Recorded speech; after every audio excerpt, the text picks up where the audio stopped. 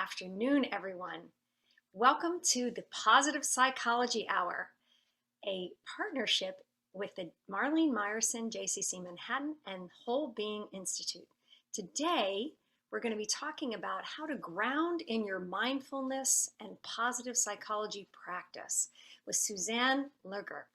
In this session, we will practice and use tools from the science and art of mindfulness and positive psychology. How can we connect with our inner world to maximize our impact in the outer world? It's a great question. And today we're going to explore that. So by embodying these practices, we can go beyond the well-known and researched benefits of mental health and become leaders of our own lives and in our own life. We will start with a simple grounding practice and evolve from there. This embodied practice will help us to be centered, open, and connected, even in difficult situations and with difficult people. And let's face it, aren't we all difficult people at some point or another? So please get out a pen and a piece of paper right now while I'm introducing Susanne, and because we'll be doing some writing in a little bit. Susanne, I want to tell you a little bit about her. She created Bioko, and you can tell me if I'm pronouncing that right, Susanne. You can unmute yourself. That was good. Yeah, for her clients during the pandemic, an increasingly complex time during which many of us have been rethinking how we engage with each other in business and life. And I know I've been thinking about, do I want to bring back everything that I was doing before COVID in my business and in my life? And that's part of our discussion today too. Her passion lies in helping her clients gain perspective and clarity using positive psychology and mindfulness practices so that they can connect with their innate strengths and bring their best self forward.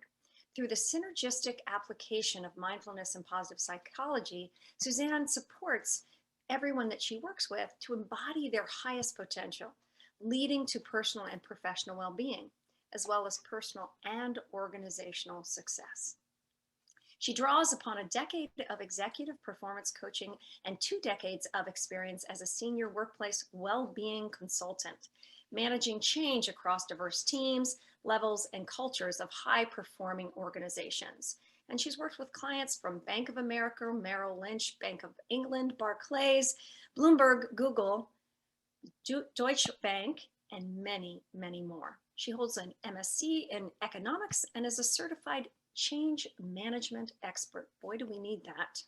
And practicing positive psychology coach.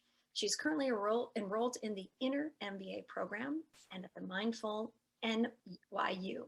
She's also a yoga and mindfulness teacher. And I believe is this your second or third time being with us? Yeah, no, I've been invited for the second time to be with you ladies, or ladies and gentlemen, and I'm often a participant myself. It's the second time around I'm in the seat of a facilitator. Oh, we're so excited. Did you want to start with a mindfulness break today?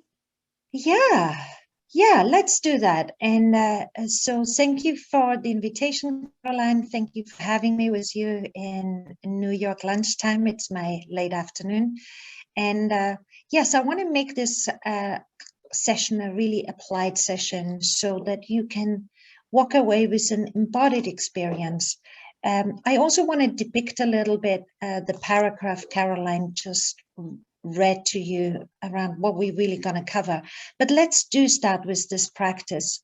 And it's very easy. I hope all of you can find a place where you can sit comfortably. If sitting is a problem, then you can also stand for this practice. But it's quite important that you find a place where you can ground. This is part of what I want to cover with you today. And in the human experience, the physical body is the biggest dial on the dashboard of awareness. So using the body to ground, Caroline and I just had a conversation about that, is really a great way in. So please, if you are seated, find a position where your soles of the feet are right under your knees, and where you can probably shuffle back a little bit in the chair or on the sofa so that you also feel your thighs being really supported. And then try to not lean back into the chair or into the sofa, but lift up a little so that your spine is straight towards the ceiling or sky, and you're supporting yourself in this way rather than being slumped. We would like a relaxed but kind of focused physical posture. And for all of you, I'd invite you to close your eyes if you're comfortable with that. I will guide you in and out of the practice safely. If you don't feel comfortable about closing your eyes, feel free to keep them open, but try to soften the outer corners of your eyes. And I like starting off by inhaling deeply through the nostrils and exhaling out through the mouth. So you can make your exhale audible. Please do that one more time, and on the inhale, even lift your shoulders up towards your ears, and on the exhale, drop them down and away from the ears. So that you're creating length in your neck. Again, inhale, shoulders move up towards the ears, and exhale, you bring them back down and away from the ears. And with your eyes closed, I want you to bring your focus and awareness all the way down to the soles of the feet. And try to really allow the weight of the shins and calves to ground into your heels. Maybe even lift your toes up, spread them wide, bring them back down onto the floor, so that you get a real sense of grounding into the earth.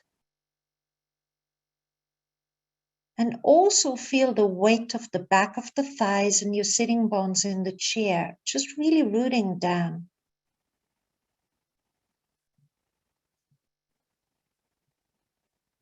And then bring your awareness along your spine, glide it up all the way towards your neck. And imagine your skull is just nicely balancing on the top of the spine. Your neck is long. Your facial muscles are relaxed. And your breath is flowing freely and naturally. So you might notice a cool air flowing in through the nostrils and a rather warm air flowing out through the nostrils on your exhale. So you ground yourself in the attention on your breath now. If your mind is wandering off to what you have planned for the afternoon, and you notice that, just bring it back to the next breath. When you're still flustered about the morning and the rush to get to the session, again, use the breath to center yourself. Bring your focus back to the next inhale, the next exhale.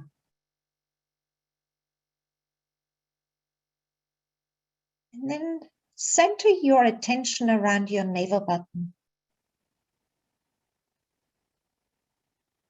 Just notice how it lifts on an inhale and retreats back towards the spine and a little bit down into your pelvic floor, towards the pelvic floor on an exhale.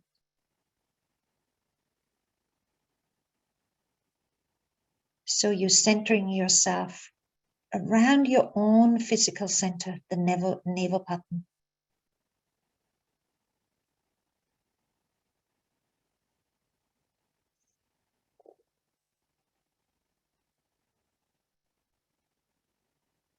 So this is a simple grounding practice.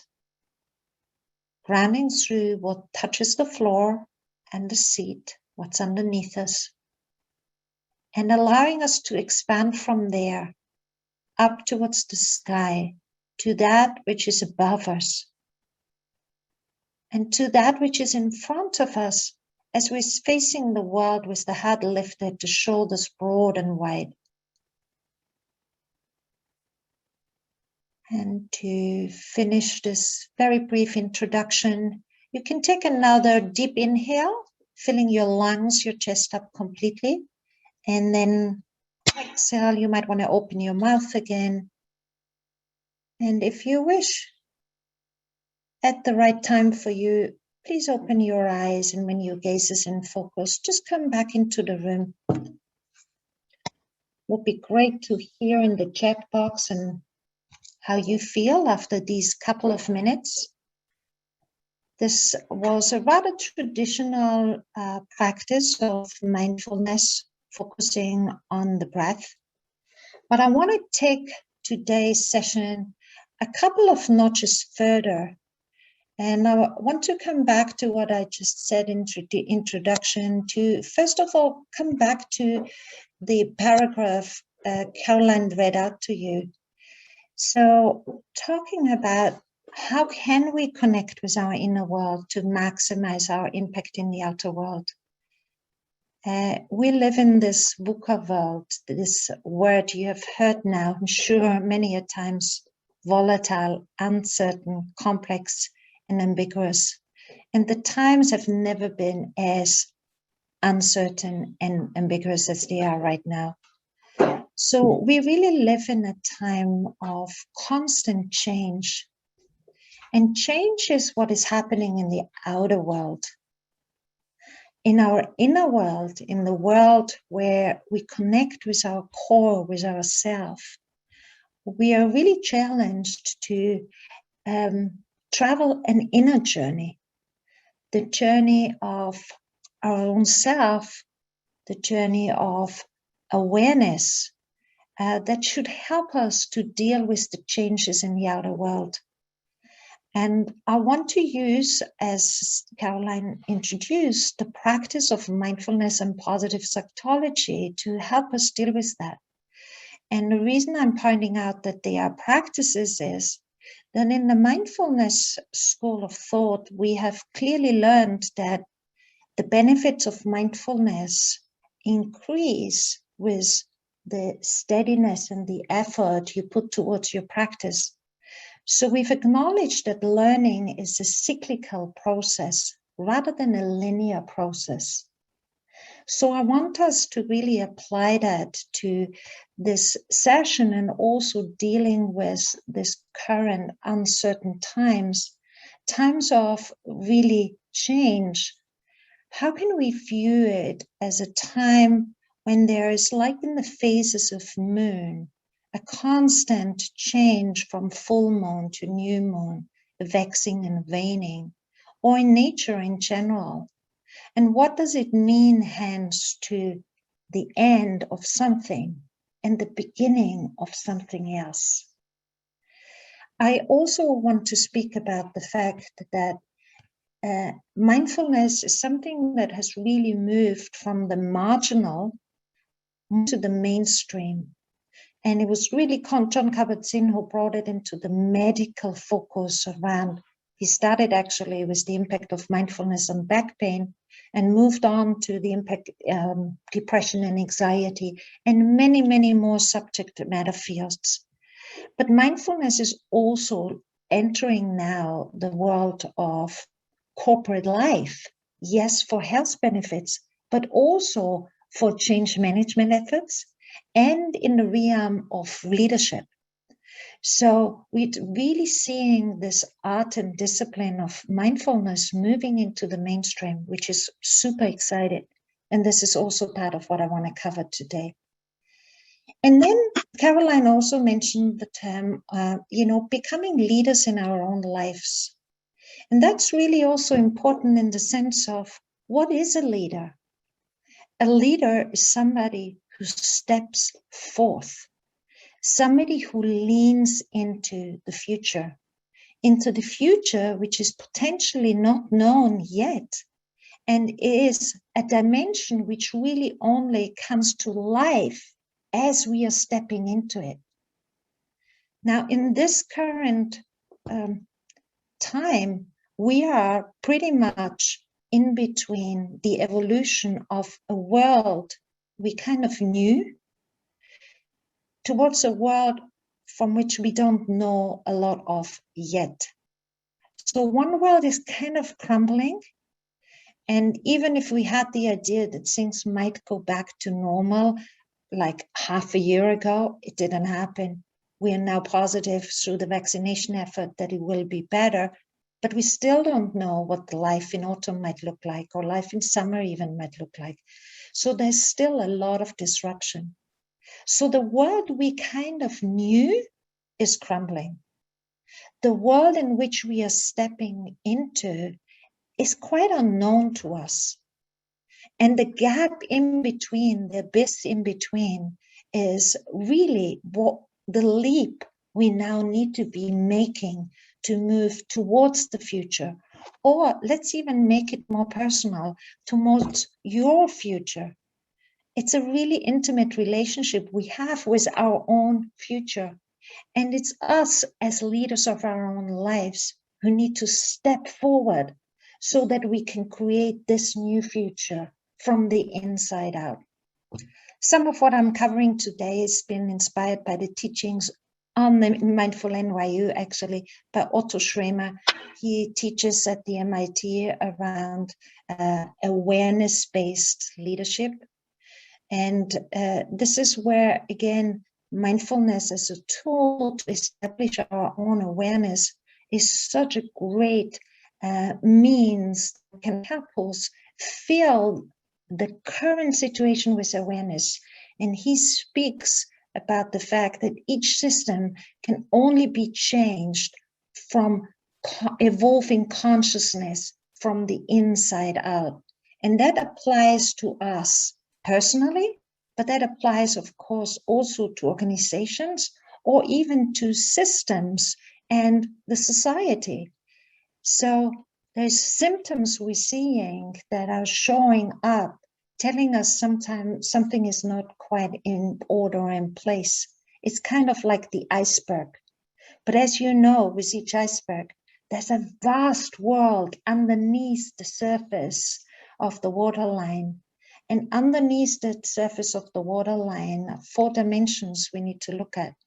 These are structures, the thoughts we have, and the source in itself. Schremer speaks about the fact that any change process is dependent on the intention and the attention of the change maker. And that applies to us as well in life. What is our intention? What is our attention towards our own self so that we can change thoughts, we can change structures around us so that the symptoms we see are above the waterline can be really addressed and dealt with. So as said, there's an inner journey and an outer journey. And I want you all just to take a moment and think about a year ago, where have you been? And what are all the things you potentially had to let go of? What are the things you had to put an end to? For many of us, it was the going to work, going out and seeing friends, being with family. And I'm sure you have your own personal list. What is it you had to put an end to? What is it that is the old world that is crumbled? And then I also want you to think of what are the new beginnings you're seeing? What is something that has merged out of this that is really giving your life a new dimension of value? So that you can see even in your own life, there is a constant end and beginning. And what we have to do is manage the transition well. And when we talk about managing the transition and becoming leaders of our own life, so that we can step into this emerging future, Otto Schremer uses the word of we need to cultivate a sense of presencing. And presencing is really a combination of 2 words. It's on the one hand side, being present, and on the other side, sensing.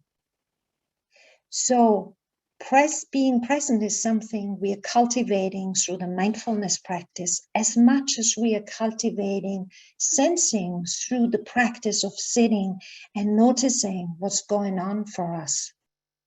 So I want to bring forward a practice shortly where we are working much more with the aspect of sensing our own future, the one we can really create. And so Schremer speaks about the fact that we need 3 dimensions that will help us to lead. We will have to lead on the one hand side with the heart, the dimension of compassion. Again, something we cultivate in mindfulness practice. We need the dimension of our mind that fuels curiosity. For some, this is called the mindset. Curious about what is there to come. And right now in this time between the two worlds, the one that is crumbling towards the one that is emerging, being curious is such an important quality. It's in positive psychology, one of the character strengths, but we can all cultivate curiosity, but just looking much more forward with an open mind, as we say in the mindfulness practice, to what the next moment can hold for us. And the third dimension we need for leading is the aspect of will or courage. Courage to step into that aspect of the unknown. And what we also know in every change process where there's an end and a new beginning, there's an element of potentially a dive and an aspect of coming out through the own effort we are applying. So it's about applying courage towards the aspect that if we apply effort, like in the mindfulness practice, balanced with ease, there will be an upward movement towards that new beginning we want to create for ourselves. So let me just kind of depict a little bit more or take apart a little bit more the aspects of mindfulness that can help us so much in this current time. So mindfulness really teaches us to just sit and be with whatever comes up for us. And what it teaches us in that way is to move away from reactivity. Just think for yourself over the last week. How many times have you just responded from a place of autopilot to what was going on around you? Data from Jeremy Hunter from the leadership school, Drucker Leadership School, suggests that 90% of the time we are actually just on autopilot, which is shaped through our nervous system. So through mindfulness, we're trying to cultivate this step away from reactivity. We're trying to create a space between impulse and our response.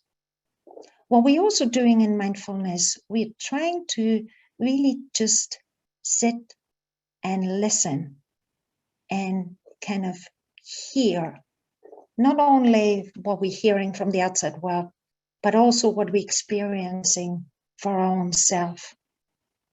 And sometimes mindfulness teaches us to become comfortable with being discomfortable.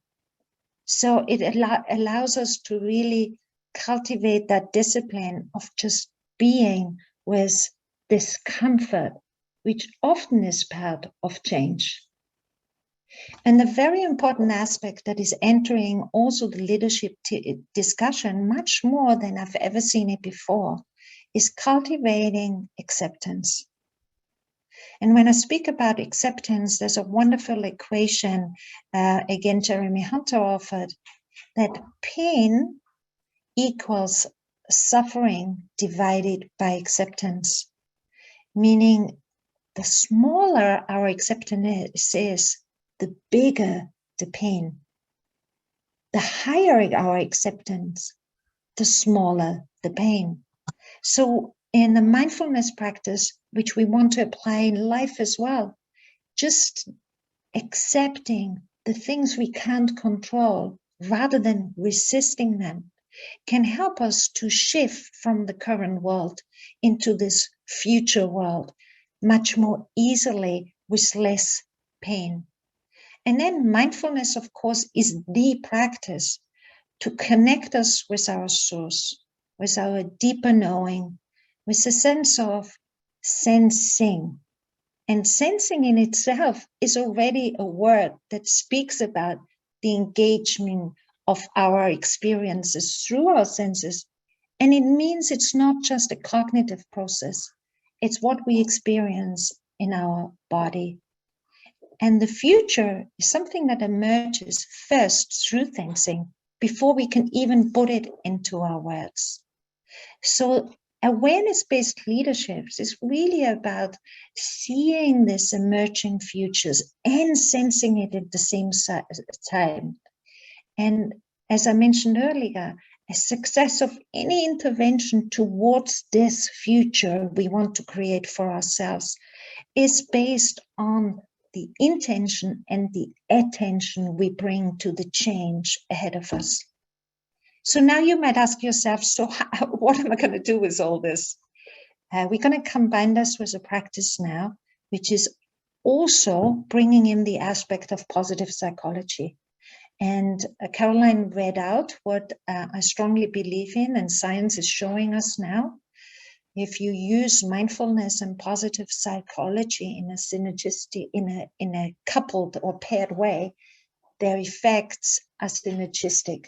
So one benefits of the other, and they add up to deliver a bigger benefit to you.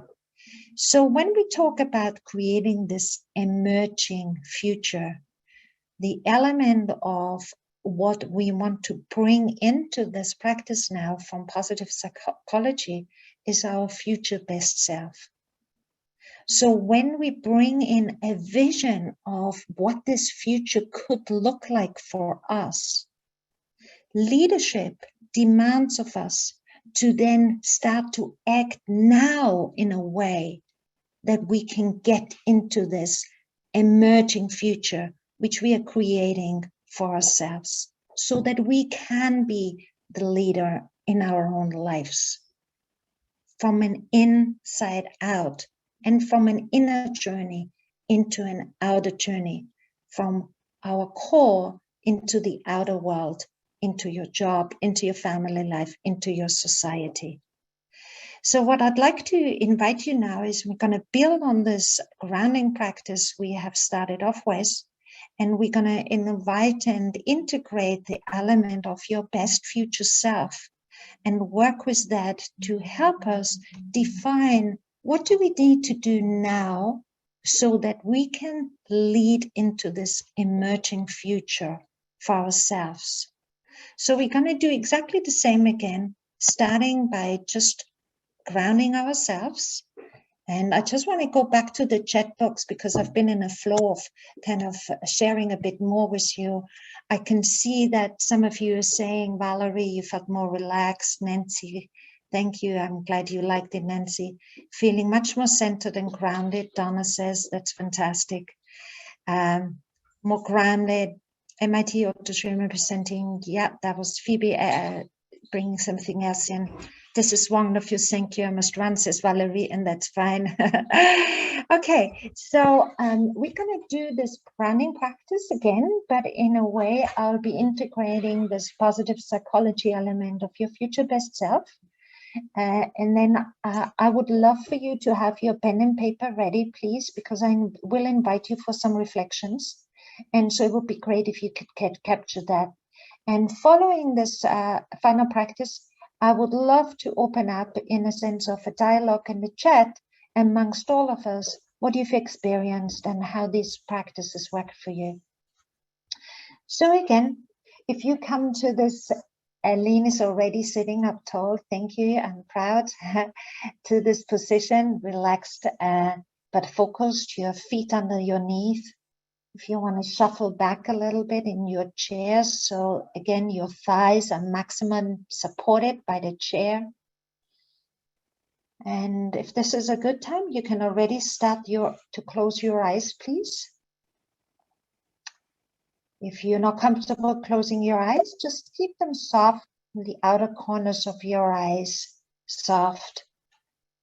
And with your eyes closed or open, just again move your spine away from the back of the chair. Point the crown of the head up towards the ceiling. And bring the focus of your attention and awareness down towards your feet. So you're feeling the soles of the feet right underneath your knees. The heels heavy. If you wish to lift your feet up and spread your toes wide and ground them again, please do so.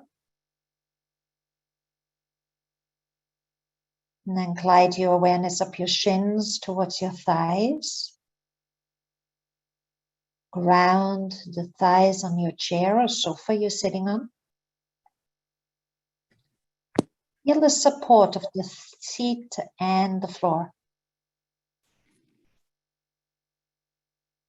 And then glide your awareness up your spine, all the way to the bottom of the skull.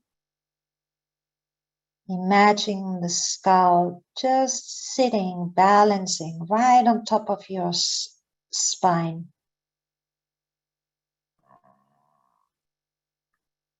And if you feel tension in your shoulders, lift your shoulders up towards your ears and then allow them to drop down and away from the ears. If there is tension in your shoulder, feel free to do that again on your next inhale up, on the next exhale down and away from the ears. Then relax your tongue away from the top palate. Now soften your face.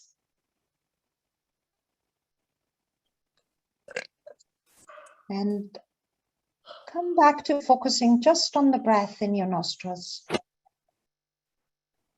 A cool inhale flowing in through your nostrils. And a warm air flowing out of your nostrils on your exhale.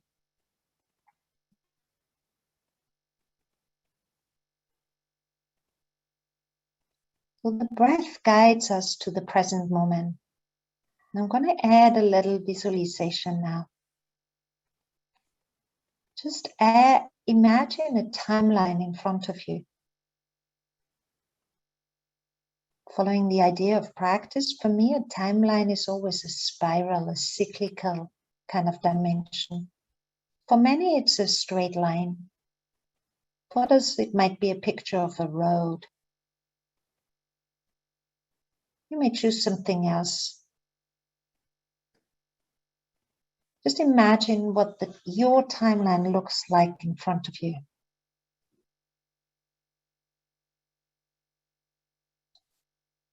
And then fast forward just a little bit and find yourself standing in or on your timeline a year from now. A place that represents 1 year from now. Get a sense of who you are. Perhaps you have changed in this 1 year.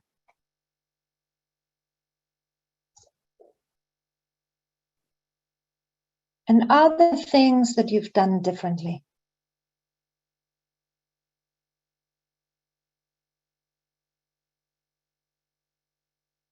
How does it feel letting these experiences absorb into you? What can you sense? How does it feel?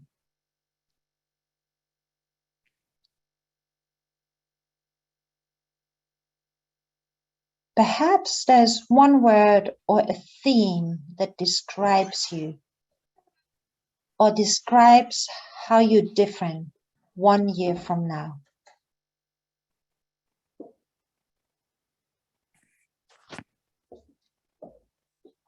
As you take the next few breaths, think about that word and imagine you're wearing it like a cloak. or like a blanket. And as you're wearing that one word like a blanket around your shoulders, notice your inner landscape. What emotions arise? How it feels to be this word.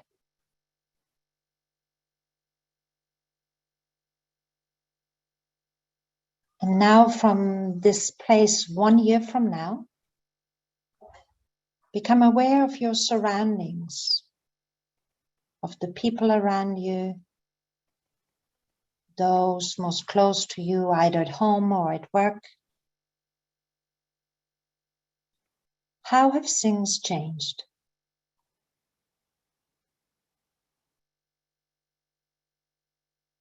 Get a deep sense of who you are.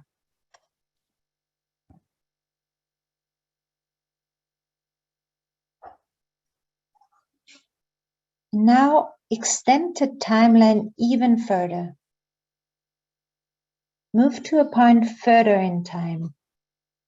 You can pick what seems right for you, maybe 3 years from now, maybe even 5 years from now.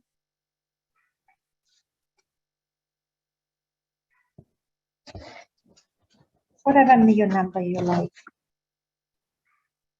And again, find yourself standing there on your timeline.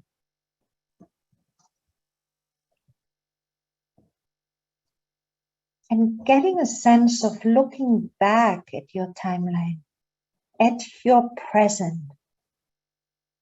How have you changed from now till that point in time?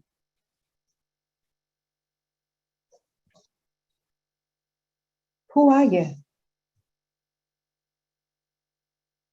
And what have you done differently along the way?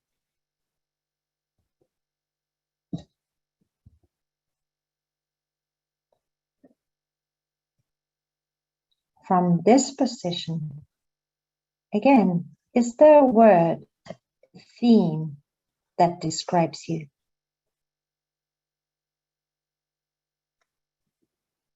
Think about that word, perhaps again wrapping it around you like a shawl or like a blanket.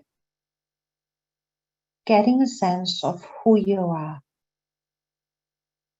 How does it feel to be you?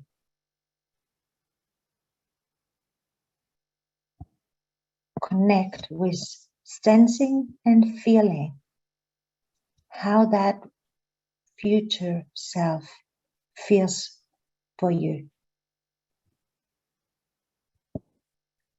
Look around you at your close ones at home or at work. How are they impacted by you? And who have you become?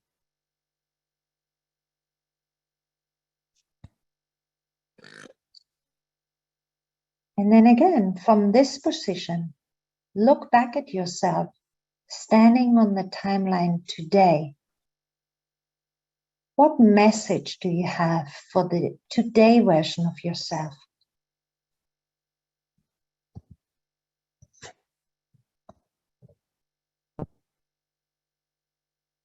What do you most want to need to say to you right now?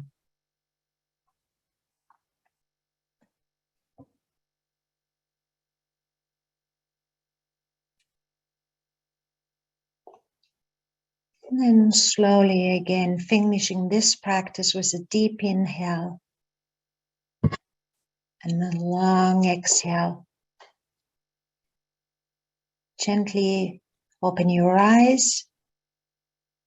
And this is where I'd invite you to just take your pen and paper, and here's a couple of questions I have for you. So the one we just finished the practice off with, what is it you want to say to you right now, following this practice of sensing this emerging future for yourself, your best self future.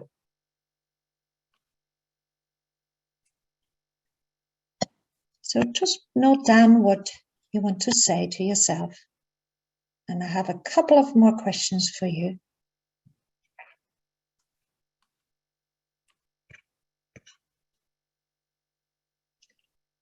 I want you to reflect, what effort do you need to make?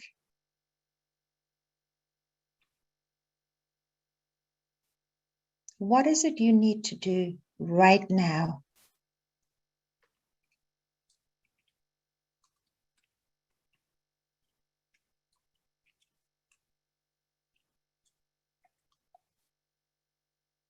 And then think about what support you have for your growth. Is that something you need to learn? Somebody new you need to ask? How can you bridge the gaps?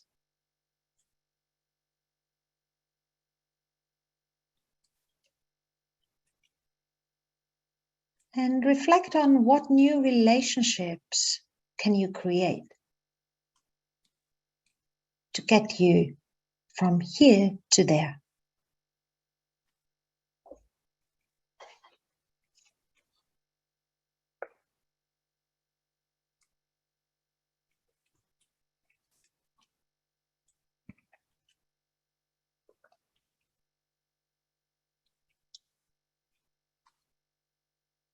And before I'd invite you to share a little bit with us by maybe opening up the microphones, Caroline, if that's okay, or writing it down in the chat box, if that's better. I just want to again bring to your attention that in this time of disruption, which is most likely here to stay in some shape or form. If it's not Corona, it might be an environmental disaster or, climate change or some other aspects of disruption and uncertainty. Just always remember each change process has an end of something, a middle zone, and a new beginning. And for us to get to the new beginning, it takes effort. And in that process of the middle zone, what counts to make this change effective and successful is the intention and the attention you put in. And to be the leader in our own life, to creating our own future, this very intimate relationship. It is us who need to step forth as leaders in our own lives, to look at what we can control and look at what we want to create so that we can shape our actions right here, right now, in an intentional way, so that we can move towards that desired future. Again, I'm talking about particularly focus on what we can control. There's elements of what we can control. And it's important from a positive psychology perspective as well that we acknowledge that we want to put our effort into what we can control and work with acceptance versus resistance. And then a new beginning will emerge. Now, I would love to open up now for you to share a bit about your experiences. So I think Caroline has a comment. So, hi, Caroline. Hi. A couple of things. First of all, thank you so much for that deep dive. I felt like it was a deep dive into self. I wondered if you could talk about that. My understanding from Otto's work is there's also this blind spot in leadership theory that we're not really aware of the inner place from which an action we do originates, right? And it feels to me like that's what you're talking about a little bit, is that when we know where our action comes from, we have a greater ability to harness our attention and our intention to bring forth what it is we want in the world.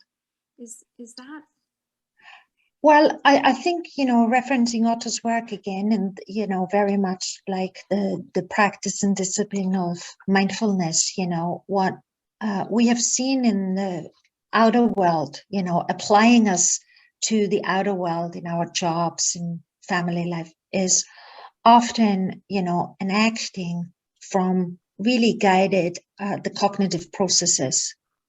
But if we want to lean into a different future, then we need to start to lead from the heart. We need to start to lead. Yes, in some disciplines, the mind and the heart are considered to be, one. But what Otto really speaks about is integrating this aspect of compassion and the embodied experience of who we are. Strozzi speaks about embodied leadership, so that we are connecting inwards on a deeper level so that we can change our own consciousness first, awareness from the inside out, so that our actions become more intentional. But if you act in from just a cognitive place, or maybe from a reactive place, driven through your nervous system, right? You shortcutting or probably just acting from this space upwards rather than the embodied place. And Strozzi speaks about the fact that this is why so many problems in the world exist, is because we are not embodying, we're not feeling, we're not sensing. If we were, there wouldn't be as many environmental disasters. We would regard ourselves much more as one with the planet and as one with the world around us. So it's all about diving into really the experience of us as human people and our awareness, so that we can change the experience from the inside out. Beautiful. I know some of you were saying that you can't hear me as well as Susanne, so I'm hoping if I'm speaking up a little bit that will help. Much better.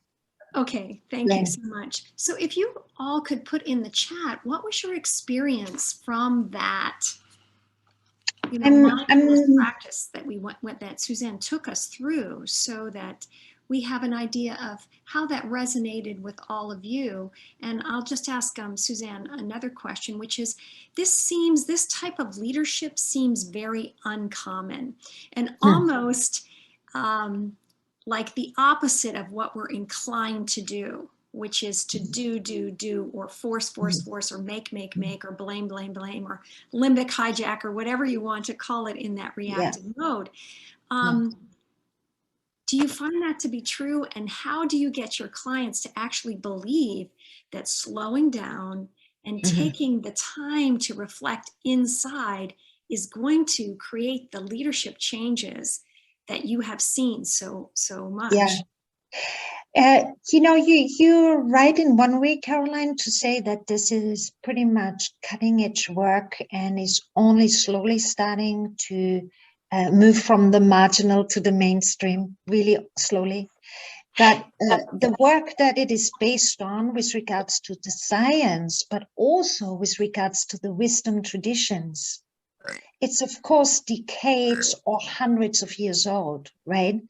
But what we are only seeing now is that it's moving into a new dimension of application within the leadership world. And what it needs, again, is, as Schremer says, is for any system to change, it needs to change from the consciousness level inside out. So again, like on the individual level, going back to the source, right now is an opportunity for us as society to go back to the source and think around, what are the symptoms we are dealing with? What are the structures in place? And what is actually at the source of all of that? It's an opportunity we have right now.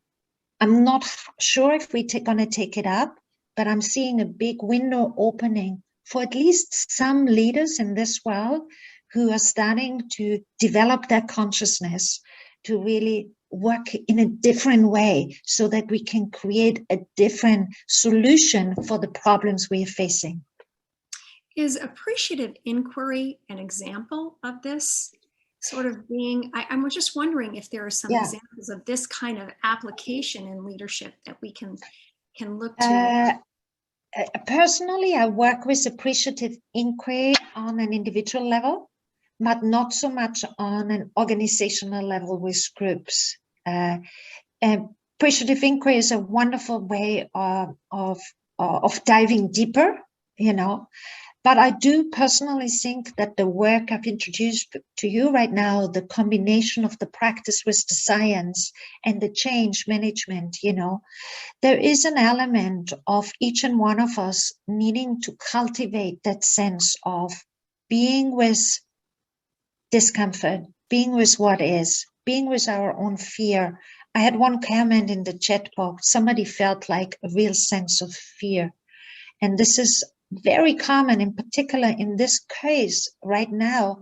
This is part of why we're seeing so much fear, depression, anxiety in the rise, is because we're trying to hold on and control what is not controllable anymore.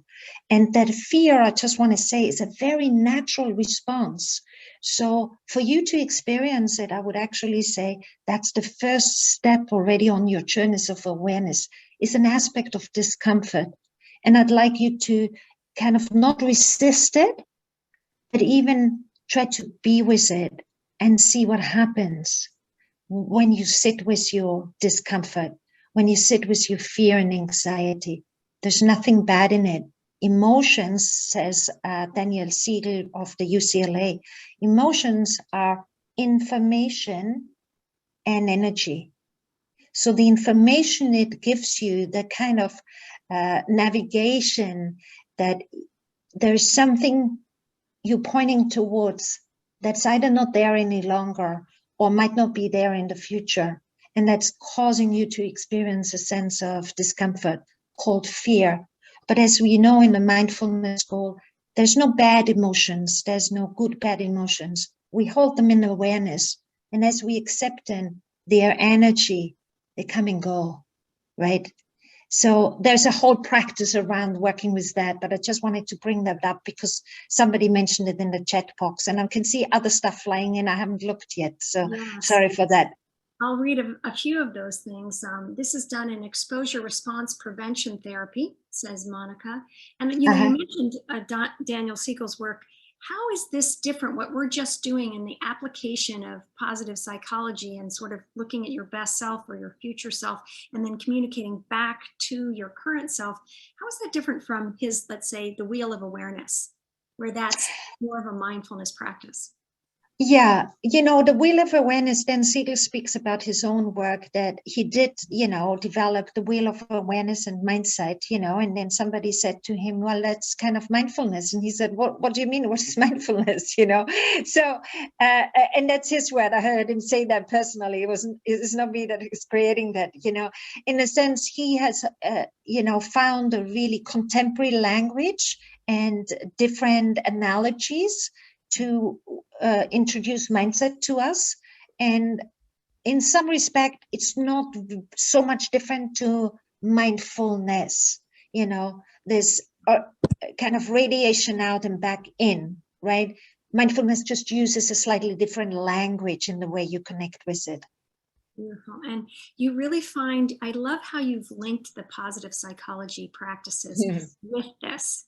And is that something that Otto did, or is that something that you did? No, you see, Otto speaks about the fact that we have to start as individuals as well as organizations. We have to create this best future possibilities for us, right? And this best future possibility in the positive psychology is our best future self, right? So I used the tools that are available for me to make it a really tangible experience for each and one of you, so that you can see how we can combine those practices again, apply them to ourselves, and what this embodied experience brings up. Yes. I wonder if anyone in the chat or on the call has a question or a comment. I'm going to put us all on gallery view so that if there is somebody that would like to raise their hand or make a comment. I'm seeing Diane saying wonderful, very powerful. Thanks so much for this fantastic group. There's a lot of important information. Thank you so much, Diane. For everybody who would like to have more information on any aspect I introduced, my details will be shared. Please feel free to reach out in person and directly, and I'm happy to engage in a further dialogue. Maybe Caroline, I'm not sure if you unmuted people, but yes, Bambi wanted to share something. Go ahead, Bambi. I want to thank you. Mindfulness is, I try to have a practice every day of my life. And I usually have difficulty with embodiment, but as I chose what my future vision was, which is not something I usually think about, it has to do with getting organized. I live very much in the present, but I also live with, I have to do, and I have thousands. I mean, not many, thousands. And so that keeps me from being in the present. But I just wanted to say that when we were just sitting more, the second round, I actually felt something growing in my chest and my heart. And I felt I embodied it, and I usually have difficulty with embodied feelings. So I wanted to thank you for that. Oh, that's so nice. Thank you for sharing. Wonderful. Thank you so much. There was a question about, is there a recommended reading from Otto Schremer? Yeah, you could probably, and it will take you into very much the depth of his work, and you will probably, some of what I've shared with you today will resonate with you, but his work goes into an additional further dimension, of course. And I would suggest, maybe if you're interested in this kind of emerging future aspect, the book he's written on it is Theory You. And he speaks a lot about what we cultivated, this aspect of presencing, being present and sensing.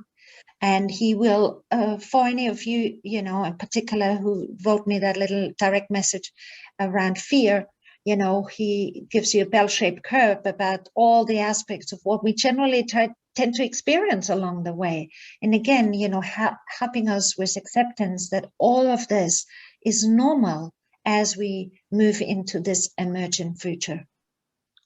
I also had one final question before we talk about what's happening on Thursday, because that's very exciting. Michael Camber is back from Denmark, and he's going to be talking about power of walking and another embodied practice, actually, right? And that is, should we be embarking upon this on our own? It seems to me like sometimes we're afraid to feel those feelings. Should we have a teacher? Should we have a guide? Should we have a therapist? Or is this something that, when do we know to say, wait a second, that emotional ride is too much? I want to borrow words of one of my mentors again, Jeremy Hunter from the Drucker School of Management. And he says, and I've kind of grown kind of accustomed to these words, is if you have in your own life ever experienced trauma, like, serious trauma in your childhood or maybe in your adult life, then go and see a body-based somatic therapist so that you can release what the body is holding on to. And then from that place on, I think the work is much easier. And yes, I personally always think to have a teacher on this journey is a wonderful reference point to help us validate our experiences.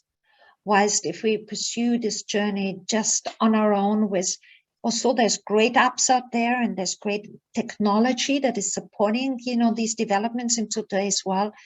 I personally think in change, dialogue, two-way communication is really supportive. So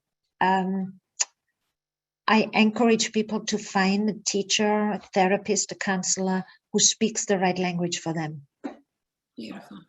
So important that we're anchored in self-compassion and love. Sometimes we need to be taught how to do that, right? So I think this is very Very wise words. And I thank you so much, Susanne, for broadcasting in from London. We You most welcome. earlier, my first solo journey I ever took Yeah, was to wonderful. London as a young woman. And I just, my heart is very attached to that part of the world. And just really beautiful, beautiful session today. Everyone feel free to unmute and say goodbye and thank Susanne in the chat. And again, we will see Michael Kember on Thursday. I will not be here. I'm going to be on a few days of a retreat, but Susanna will be here. So please tune in. Fun. Have All fun. right. Joy. Bye-bye. Thank Thank you. you, guys. Thank you. It was great. Thank you. It Bye. So powerful. Thank you. Bye. Bye-bye. Thank you. Thank you. Bye. Bye, It's everybody. really great.